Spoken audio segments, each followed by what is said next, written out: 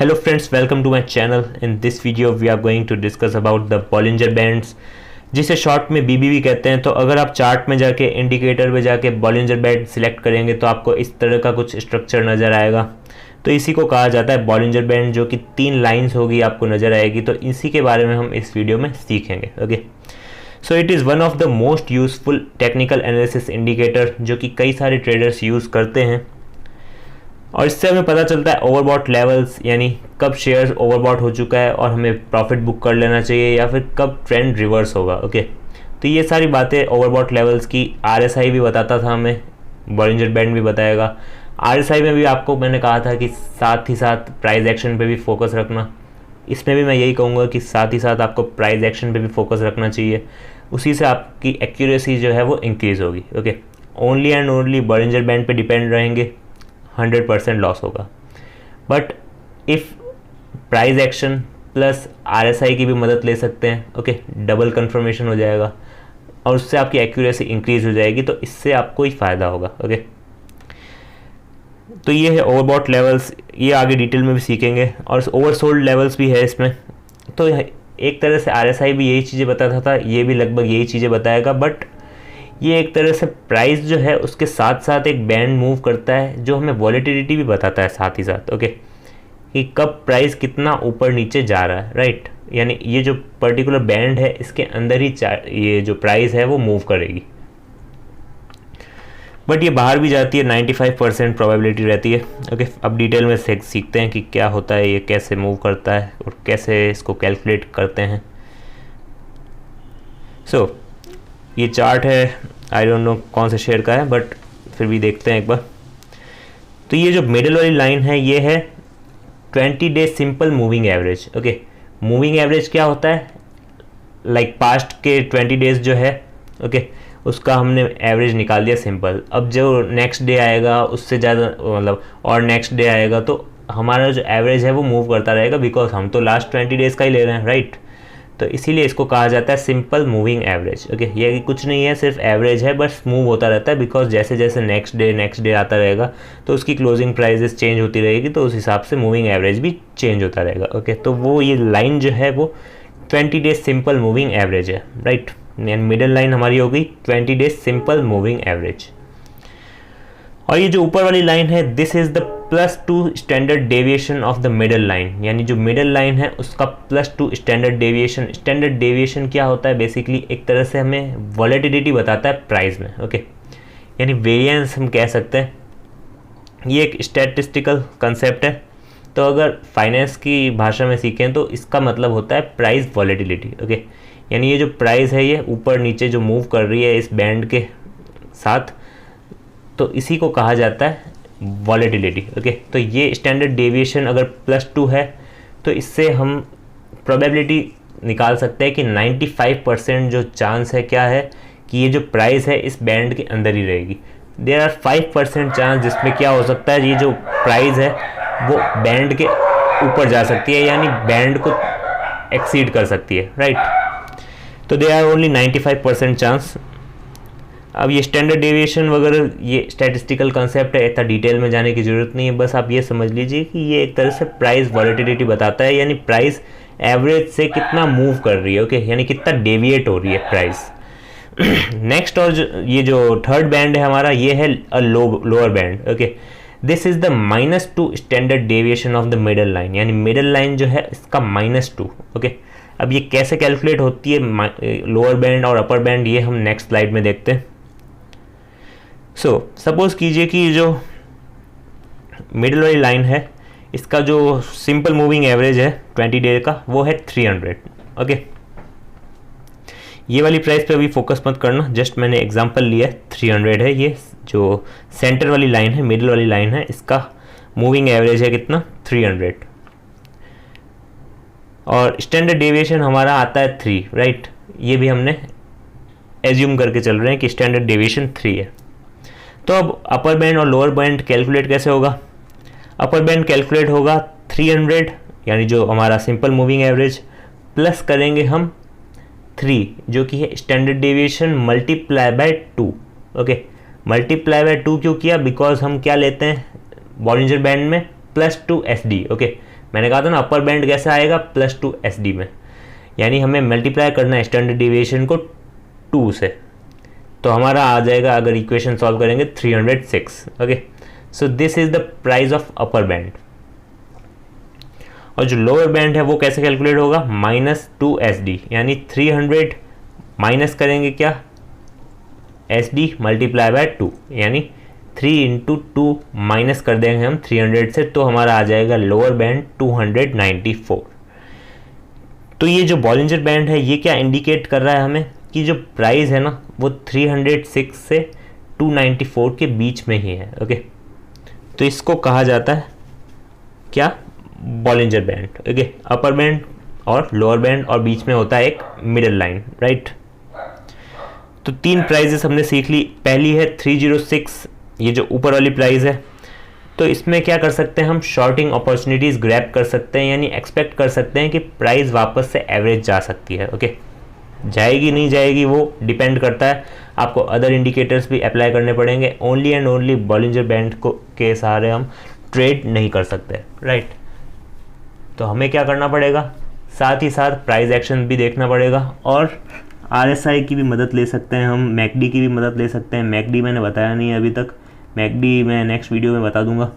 Okay, तो बाकी सारे इंडिकेटर्स की भी मदद लेके हम कंफर्मेशन ले सकते हैं और उसके बाद ट्रेड कर सकते हैं।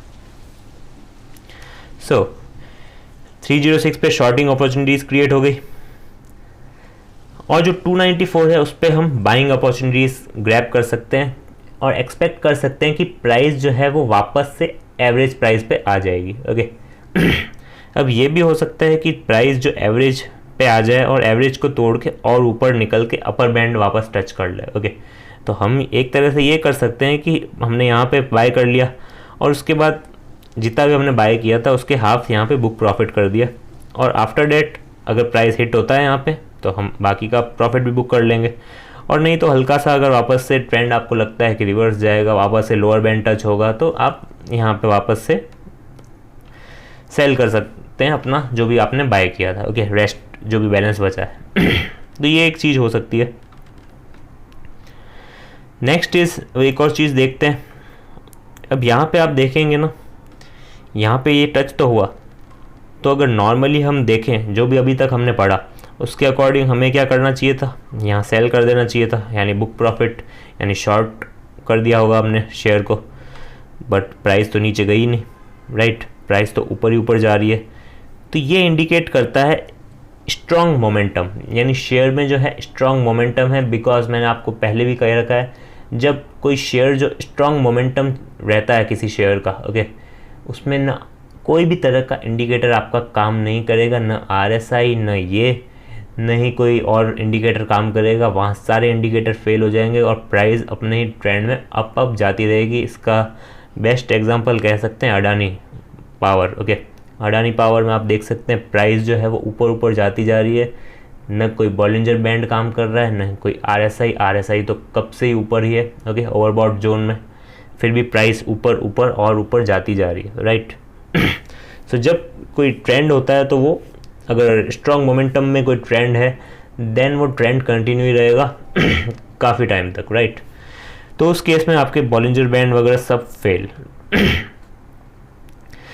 तो आप देख सकते हैं, और बस एक चीज़ हम इंडिकेट कर सकते हैं कि प्राइस में स्ट्रॉन्ग मोमेंटम है, वो कैसे, ये जो एक्सपेंशन हो रहा है, ये देखिए यहाँ स्क्वीज था और यहाँ आते ही ये एक्सपेंड हो रहा है, राइट। तो एक्सपेंड हो रहा है और ज़्यादा एक्सपेंड हुआ तो डेट इज़ ये इंडिकेट कर रहा है हमें स्ट्रॉन्ग प्राइस मोमेंटम, यानी स्ट्रॉन्ग मोमेंटम है इस पर्टिकुलर शेयर में। Okay, so the Bollinger band signal fails when there is envelope expansion. इस पर्टिकुलर टर्म को कहते हैं एनवेलप एक्सपेंशन। ओके, इससे पता चल रहा है स्ट्रॉन्ग मोमेंटम है प्राइस में, इसलिए ये जो बॉलिंजर बैंड है ये फेल हो गया इसका सिग्नल। तो इससे हम एक और चीज़ पता कर सकते हैं कि बॉलिंजर बैंड जो है वो वर्क करता है well in sideways market. Okay, जैसे कि आप देख सकते हैं यहाँ ऊपर अपर बैंड टच हुआ, फिर नीचे मूविंग एवरेज, फिर अपर बैंड, फिर मूविंग एवरेज, फिर अपर, फिर सीधा लोअर बैंड, फिर अपर बैंड, फिर मूविंग एवरेज, ऐसे हम ये यहाँ तक क्या है ट्रेंड नहीं था, यानी स्ट्रॉन्ग मोमेंटम अभी तक पकड़ा नहीं था शेयर ने, ओके, यानी कोई न्यूज़ आ गई होगी या फिर कोई भी और तरह का ट्रिगर हो सकता है, राइट। तो साइडवेज मार्केट जो है उसमें तो अच्छी तरह से काम कर रहा है Bollinger band, but in trending market it fails, okay, fails in a trending market. तो ये एक चीज़ थी। नेक्स्ट हम बात करते हैं, जो बॉलिंजर बैंड है उसको हम किसके साथ यूज़ करेंगे, RSI के साथ प्लस प्राइस एक्शन के साथ, ओके।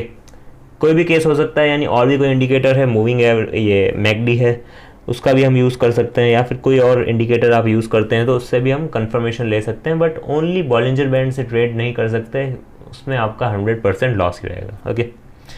तो जैसा कि आप देख सकते हैं ये चार्ट है SBI का है, हाँ SBI का है।